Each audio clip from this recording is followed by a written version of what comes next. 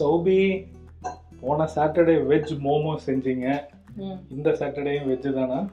Saturday இனிமேல் veg பீரியட்களுக்காக veg recipe share பண்ணலான்னு Gautham idea கொடுத்துருக்கான். ஸோ அதை தான் இன்னைக்கு பண்ண போகிறோம். ஏன்னா கௌதமுக்கு வந்து வெஜ்ஜில் ரொம்ப சூஸியாக சிலது தான் பிடிக்கும்.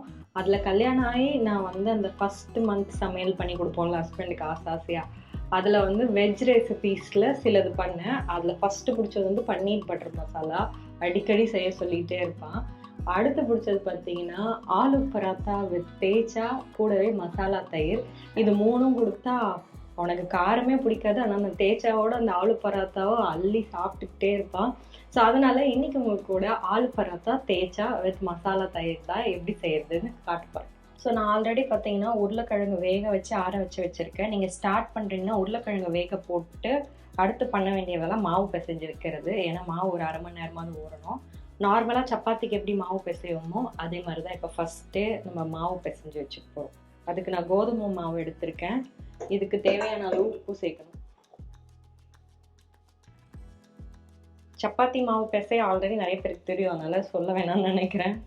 நான் எப்படி பிசைவேன்னா மாவு, உப்பு, கொஞ்சமாக எண்ணெய் இல்லைன்னா தயிர் போட்டு தண்ணி தேவையான அளவு ஊற்றி நல்லா பிசைஞ்சிக்கிட்டே இருக்கணும். ஃபோல்ட் பண்ணி ஸ்மூத்தாக வரும். அப்போ வந்து ஒரு அரை மணி நேரம் விட்டிங்கன்னா மாவு ரெடி. இப்போ இதை பிசைஞ்சிட்டு எப்படி இருக்குன்னு உங்களுக்கு காட்டுறேன். ஸோ மாவை வந்து இந்த பதத்துக்கு பிசைஞ்சு ஓரமாக வச்சிடலாம். இப்போ நெக்ஸ்ட் என்னென்னா உருளைக்கிழங்க மசாலா சேர்க்க போகிறோம். அதுக்கு முன்னாடி நம்ம தேச்சாக்கு வதக்கி வச்சிடலாம். ஏன்னா உருளைக்கிழங்குல வெங்காயம் சேர்த்தோன்னே தண்ணி விட ஆரம்பிச்சிரும். அதனால் நம்ம வதக்கி வச்சுட்டோன்னா மசாலா பண்ணி இதுவும் ஊற கரெக்டாக இருக்கும், நம்ம ஃபில் பண்ணிடலாம். ஸோ தேச்சா பண்ணுறதுக்கு கடாய் காஞ்சிக்கிட்டு இருக்கு. அதுக்கு என்னென்ன தேவைன்னா பச்சை மிளகா, நீங்கள் எவ்வளோ சட்னி பண்ணுறீங்களோ அவ்வளோ பச்சை மிளகா வேணும். ஏன்னா இது தேச்சான்றது பச்சை மிளகா சட்னி தான். ரொம்ப ஃபேமஸாக இப்போ கூட அந்த மலாய்க்கா அவங்களோட பன்னீர் ரெசிபியில் ஃபேமஸ் ஆச்சு. ஸோ அதுக்கு வந்து 4 பச்சை மிளகா, ஒரு 4 பல்லு பூண்டு, கொஞ்சமாக இந்த கொத்தமல்லி தண்டு, அப்புறம் வேர்க்கடலை. இதில் சீரகம் வேணும்னா சேர்த்துக்கலாம், நான் ஆனால் சீரகம் போட மாட்டேன். நான் கொஞ்சமாக எண்ணெய் சேர்த்துக்கிறேன். எண்ணெய் சூடானோடனே இதில் வந்து ஃபஸ்ட்டு பச்சை மிளகா போட்டுக்கோங்க.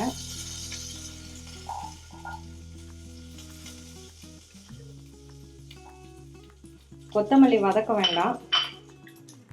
இது கூட பச்சை வேர்க்கலை இல்லைன்னா வறுத்த வேர்க்கலை எது வேணாலும் போட்டுக்கலாம். போட்டு இந்த பச்சை மிளகா நல்லா ரோஸ்ட் ஆகிற அளவுக்கு வறுத்துக்கலாம். ரொம்ப சிம்பிள் இந்த தேச்சா பண்ணுறது, ஆனால் அவ்வளோ டேஸ்ட்டாக இருக்கும் ஆலு பராத்தாவோட சாப்பிடும்போது. ஸோ இந்த அளவுக்கு ரோஸ்ட் ஆனோடனே ஆஃப் பண்ணிவிட்டு கொத்தமல்லி தண்டு இதில் போட்டுட்டு அப்படியே இதிலே ஆற விடுங்க. அந்த சூட்லேயே இன்னும் கொஞ்சம் ரோஸ்ட் ஆகும். இப்போ இதை ஓரமாக எடுத்து வச்சிடலாம். ஆலு பராத்தா ஆலு ஃபில்லிங் எப்படி பண்ணுறதுன்னு பார்க்கலாம். அதுக்கு உருளைக்கிழங்கு நல்லா வேக வச்சதை மசிச்சிக்கணும்.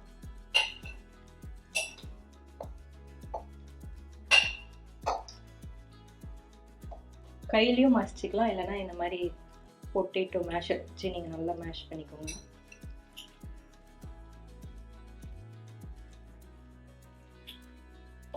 ஸோ நல்லா மேஷ் பண்ணதுக்கப்புறமா இதில் வந்து கொத்தமல்லி நல்லா பொடி பொடியாக நறுக்கி வைங்க. புதினா அதுவும் நல்லா பொடி பொடியாக நறுக்கினது. வெங்காயமும் பொடி பொடியாக நறுக்குங்க. வெங்காயம் கடைசியாக சேர்த்துக்கோங்க, ஏன்னா அதுக்கு தண்ணி விடும், சொத ஆகிடும். அதனால தான் மாவு எப்போவுமே ஆலு பராத்தா கொஞ்சம் கட்டியாக பசையும். இப்போ வந்து ஆலு பராத்தாக்கு போட போகிற மசாலா தான் உங்களுக்கு செம்ம டேஸ்டான ஆலு பராத்தா கொடுக்கும். அதுக்கு வந்து ஓமம் 1/4 ஸ்பூன் சேர்த்துக்கிறேன். ஓமம் வந்து லைட்டாக நீங்கள் வந்து க்ரஷ் பண்ணி சேர்த்துக்கோங்க. கையிலே க்ரஷ் பண்ணலாம். அப்புறம் இதில் பண்ணுறீங்க? என் கையில் க்ரஷ் ஆக மாட்டேங்குது, அப்படியே முழுசாக இருக்குது. லைட்டாக க்ரஷ் பண்ணால் போதும். 1/4 ஸ்பூனுக்கு மேலே சேர்த்துக்காதீங்க. ஃப்ளேவர் அப்புறம் நீங்கள் இது மட்டும்தான் டாமினேட் பண்ணும். இப்போ அதே மாதிரி 1 ஸ்பூன் கொரியாண்டர் சீட்ஸையும் நல்லா இந்த மாதிரி நொறுக்கி நம்ம அதில் சேர்த்துப்போம். நீங்கள் மிக்சியில் கூட போட்டு 2 வாட்டி பல்ஸ் பண்ணிவிட்டு சேர்த்துக்கலாம். ஆனால் நான் இதே மாதிரி பண்ணி பழகிட்டு எனக்கு மிக்ஸி ஜாரை வேற கழுவணும், அதுக்கு இதுலயே எல்லாத்தையும் பண்ணிடணும். இதில் அரைச்சாதாங்க டேஸ்ட்டு, இதுலேயே பண்ணுங்க. இந்த மோட்டார் அண்ட் பெஸ்டல் எங்கே வாங்கினேன்னு கேட்டுகிட்டே இருந்தீங்க. ஆன்லைனில் தான் வாங்கினேன். நான் லிங்க் கிடச்சா டேக் பண்ணுறேன். அதோட லிங்க்கு கிடச்சா வீடியோ லெஃப்டில் இருக்கும், இல்லை டிஸ்கிரிப்ஷனில் மோரை கிளிக் பண்ணி பாருங்கள், அதில் எல்லா ப்ராடக்ட்ஸும். ஸோ இது இந்த மாதிரி ஒன்றும் பாதியமாக இருந்தால் பரவாயில்ல, குறைப்பாக தான் இருக்கணும். அப்போ தான் நமக்கு சாப்பிடும் போது வாயில் தட்டு போடும்போது நல்ல ஃப்ளேவர் இருக்கும். ஸோ இதையும் அதில் சேர்த்துக்கிட்டு இப்போ வந்து பச்சை மிளகாவையும் இஞ்சியும் நசுக்கி போடுங்க, அரிஞ்சு போடாதீங்க.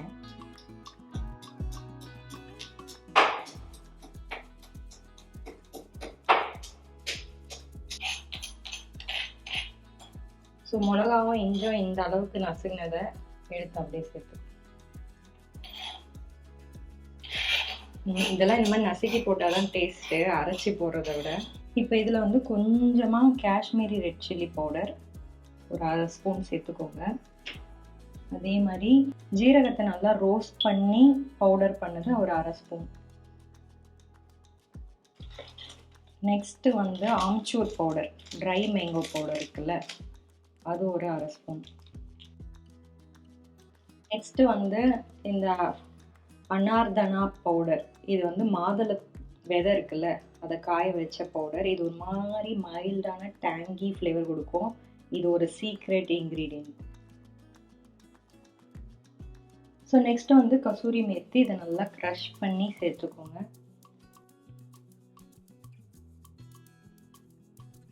ஸோ இப்போ இந்த மசாலாவுக்கு தேவையான அளவு உப்பு, இது எல்லாத்தையும் நல்லா கலந்து விட்டுருங்க.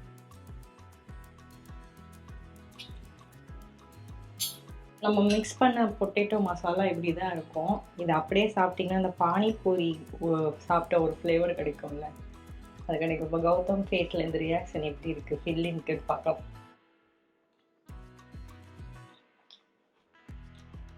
ஒரு நார்த் இந்தியன் கடையில் பானிபூரிக்குள்ளே வச்சு அப்படியே இது மேலே தண்ணியை ஊற்றி, தண்ணி இல்லை ரசத்தை ஊற்றி சாப்பிட்டா சூப்பராக இருக்கும். இப்போ இது ஆலு பராத்தாவாக மாறினதுக்கப்புறம் எப்படி இருக்குன்னு சொல்லி இப்போ இதுக்குள்ளே எப்படி ஆலு ஸ்டஃப் பண்ணுறதுன்னு பார்க்கலாம். ரொம்ப மெலிசாக தேய்ச்சிடாதீங்க. மெலிசா தேய்ச்சா அது உள்ள ஸ்டஃப் பண்ண முடியாது. அப்புறம் வந்து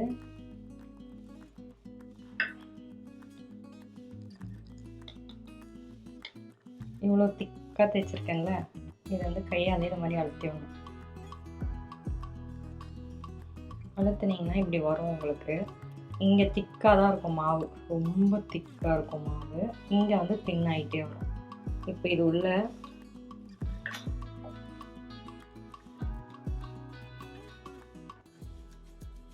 உருளைக்கிழங்கு மசாலாவை வச்சு இப்படி கேதர் பண்ணுங்க, மூட்டை கட்டுற மாதிரி.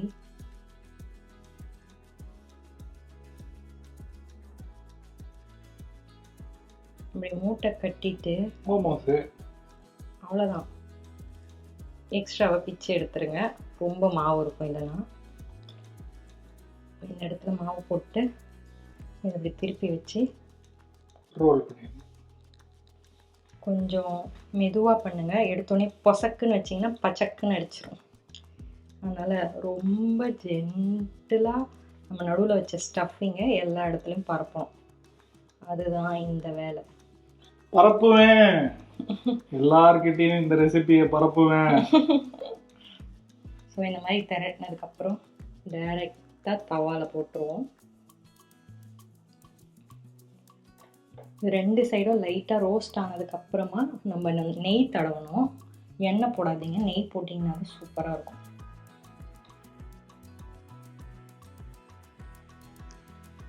சர்ப்ரைஸ்! ஃப்ராத்தரா ரொம்ப நாளாக கேட்டுட்டு இருந்தீங்களே, இப்போதான் அமேசான்லேருந்து டெலிவரி ஆச்சு. டெலிவரி ஆனோன்னு உங்ககிட்ட வந்துட்டேன். எனக்கு காஃபினா ரொம்ப பிடிக்காது. வித்தியாசமான காஃபி பண்ணி குடிக்கிறது எனக்கு ரொம்ப பிடிக்காது. பாருங்க எத்தனை காஃபி போடுறோம் வாங்கி வச்சு.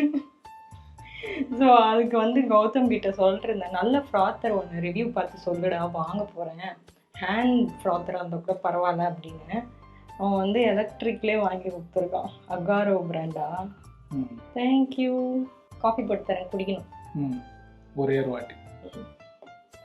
இதில் காஃபி போடுற எப்படி ஃப்ராத்தர் யூஸ் பண்ணி காஃபி போடுறேன்னு உங்களுக்கு வேணும்னா கமெண்ட் பண்ணுங்கள். நான் வந்து நெக்ஸ்ட் வீடியோஸில் இன்க்ளூட் பண்ணுறேன். அது வந்து சௌபர்யா ரமேஷ் சேனலில் வரும், மறக்காம செக் பண்ணுங்கள். இல்லைன்னா அடுத்த சாட்டர்டே ஃபாலோ பண்ணிக்கோங்க. இல்லைன்னா அடுத்த வெஜ்ஜு சமையலில் அதுவே வேணும்னா கூட காஃபி எப்படி நான் எனக்கு பண்ணுவேன்றது வேணும்னா கூட ஒரு வீடியோவை அவங்க கூட ஷேர் பண்ணுறோம். இங்கே ஒரு ஆலு பரோட்டா போயிட்டுருக்கு, அதுக்குள்ளே 2வது ஆலு பரோட்டா ப்ராசஸ் போயிட்டுருக்கு. இப்படி பண்ணால் தான் டக்கு டக்குன்னு எல்லாருக்கும் சாப்பிட அடுத்தடுத்து கொடுக்க முடியும், இல்லைன்னா அவ்வளோதான். இப்போ இந்த அளவுக்கு உங்களுக்கு ப்ரௌன் ஸ்பாட்ஸ் வந்தோடனே கொஞ்சமாக இந்த மாதிரி நெய் ஊற்றி நல்லா ஸ்ப்ரெட் பண்ணி விடுங்க. அது நெய்யில் ஒரு ஃபியூ செகண்ட்ஸ் குக் ஆகணும்.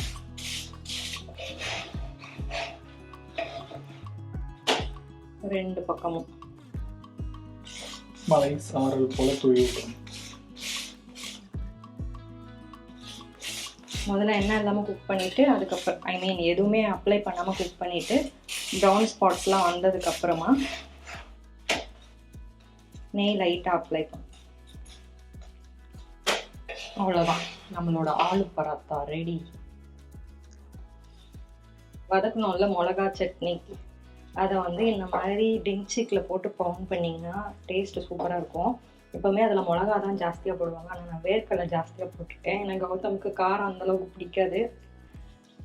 வேர்க்கடலை உடம்புக்கு நல்லது, அதனால் நான் வேர்க்கடலை அதிகம் சேர்த்துக்கலான்னு. உங்களுக்கு வேணுன்னா நீங்கள் வேர்க்கடலையை கம்மி பண்ணிவிட்டு இன்னும் நிறைய பச்சை மிளகா சேர்த்துக்கோங்க. அவ்வளோதான், இந்த சட்னி இப்படி குறப்பாக தான் இருக்கணும். ரெடி. இப்போ தயிர் பண்ணிடலாம். மசாலா தயிர் பண்ணுறதுக்கு நமக்கு வந்து கட்டியாக தயிர் வேணும். ஹோம்மேட் தயிரா? இந்த அளவு போதும். ஸோ இப்போ தயிரில் ஒரு 1/4 spoon amchur powder,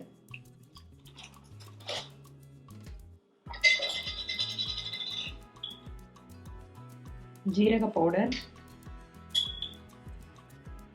Kashmiri red chilli powder, தேவையான அளவுக்கு உப்பு, நல்லா கலந்து விடுங்க. நம்மளோட மசாலா தயிர் ரெடி.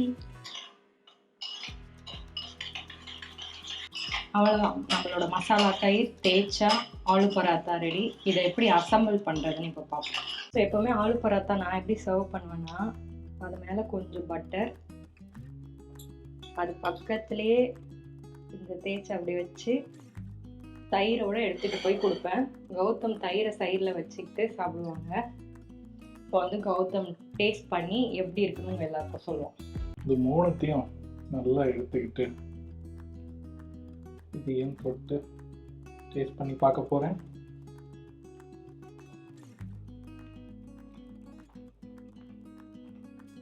சௌபியோட வெஜ் டிஷ்ஷஸில் எனக்கு வந்து இது டாப் 3ல் கண்டிப்பாக வரும். ஒன் ஆஃப் த ஃபேவரட்னு சொல்லுவேன். பன்னீர் பட்டர் மசாலா வந்து ரெசிபியாக போட்டப்போ சூப்பராக இருக்குன்னு நிறைய பேர் சொன்னீங்க. பன்னீர் பட்டர் மசாலா இல்லை வெஜ்ஜில் வர யாரெல்லாம் இருக்கீங்களோ மறக்காமல் இதை ட்ரை பண்ணி பாருங்கள், சூப்பராக இருக்கும்.